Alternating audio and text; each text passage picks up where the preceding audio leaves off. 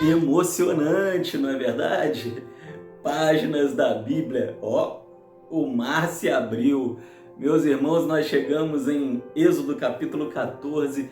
Moisés e o povo estão louvando porque Deus fez um dos milagres mais extraordinários que nós temos notícia: a abertura do Mar Vermelho, a destruição dos inimigos egípcios. E no capítulo 14 nós iniciamos com um louvor de gratidão ao Senhor por aquilo que Ele fez.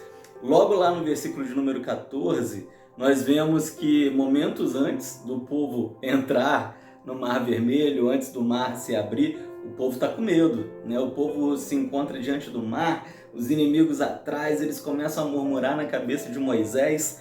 E eu gosto muito da tradução à mensagem. Se você não tem, tenta adquirir, né? Aqui na minha linguagem, no versículo 14, Moisés já diz assim, ó: o Eterno guerreará por vocês.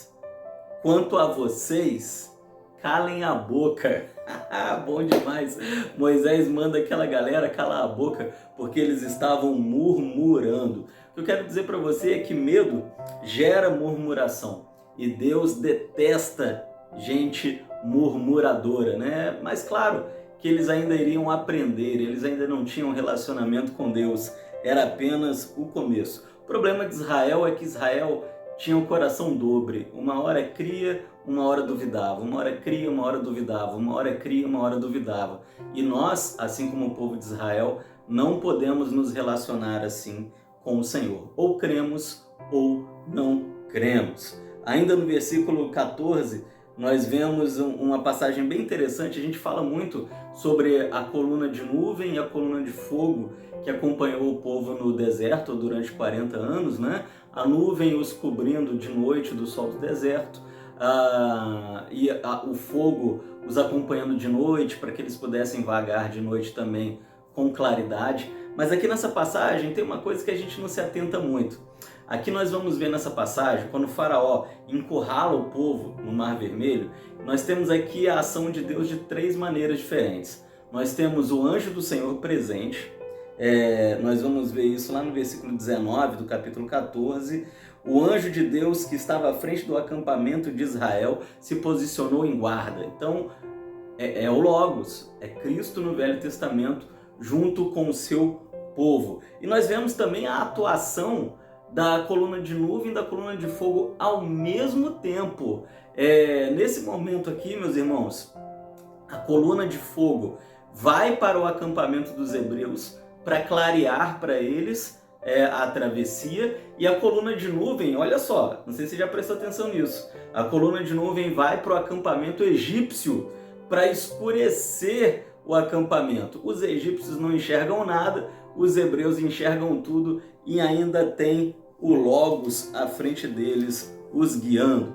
Chegamos ao capítulo de número 15 e aqui o povo continua louvando, cantando, eles estão felizes demais. A única observação que eu quero fazer no capítulo 15 é que talvez você possa se perguntar assim: poxa, Deus matou os egípcios, ele fechou o Mar Vermelho e matou os egípcios. O Egito já tinha sido devastado, o povo já estava com um certo medo dos hebreus, eles estavam ali obedecendo ordens de Faraó. Será que Deus precisava mesmo matar o exército egípcio? Por que Deus fez isso? Meus irmãos, a resposta está lá nos versículos 14 ao 18 do capítulo de número 15, aonde nós vemos que os povos, ao saberem da maneira como Deus aniquilou os egípcios, passaram a temer os hebreus. Os povos se assustaram ao saber da notícia. Os filisteus se contorceram e tremeram. Até os chefes de Edom se abalaram e também os poderosos de Moabe. Todos em Canaã entraram em pânico e esmoreceram. O pavor e o medo os deixaram desnorteados. Deus faz isso, meus irmãos, porque o Egito era os Estados Unidos da época. Era o país mais poderoso da terra. Os hebreus eram um povo de pastores, né? Ex-escravos, não eram guerreiros. Ao saírem do Egito, eles seriam presas fáceis para os povos inimigos, a não ser que os povos inimigos estivessem com muito medo deles. E é por isso que Deus extermina o Egito, para que eles cheguem, né, com muita força fora do Egito. é mais ou menos como aquele time forte, né? É aquele time que começa o campeonato e já joga contra um time pequeno ali, já mete 5-0 para chegar forte diante dos times grandes. É isso que Deus faz, né? Deus aniquila o Egito para fortalecer o povo de Israel diante dos outros povos. Chegamos então ainda no capítulo de número 15, lá no finalzinho, nós vamos ver que eles vão chegar ali a Mara, né? Aquele lugar que tem águas amargas, e ali Deus vai transformar a água em água doce, e aqui o Senhor vai começar a dar leis para o povo seguir. E é lá o Senhor vai dizer no versículo 26 do capítulo 15, se vocês forem obedientes e atentarem para o Eterno e as suas leis, eu não atingirei vocês com nenhum tipo de doença. Eu sou o Eterno, aquele que guarda vocês, né?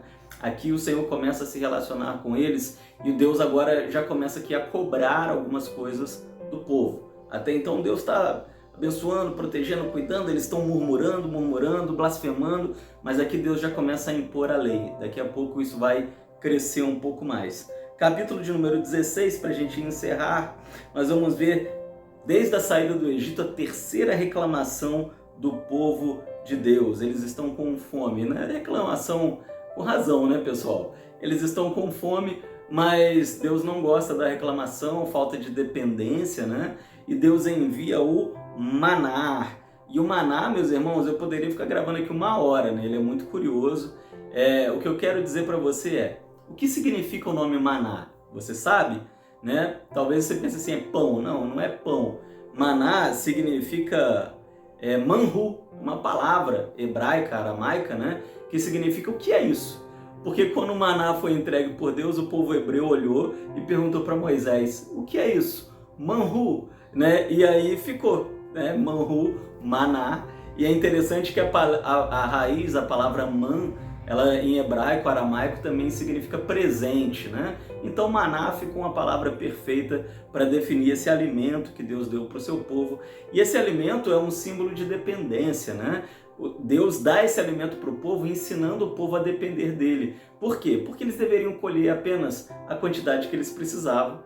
Se eles guardassem, iria estragar. No dia seguinte o Senhor dava um alimento novo. Essa questão deles não poderem guardar o maná todos os dias é um ensino de Deus. Deus está ensinando que o povo de Israel viva em dependência. Saber depender de Deus dia a dia é importantíssimo. Deus ensina isso para o seu povo através do maná e é importante que a gente saiba viver assim também. Que a gente aprenda a viver dependendo do Senhor, dia após dia, sem se preocupar com o dia do amanhã. A única coisa que eu destaco aqui também interessante é que na sexta-feira, sim, eles deveriam guardar para o sábado, porque no sábado eles deveriam descansar. Deus está falando para eles guardarem o sábado antes de dar os 10 mandamentos. Já prestou atenção nisso? Deus está mandando o povo guardar o sábado e os 10 mandamentos ainda não haviam sido entregues ao povo.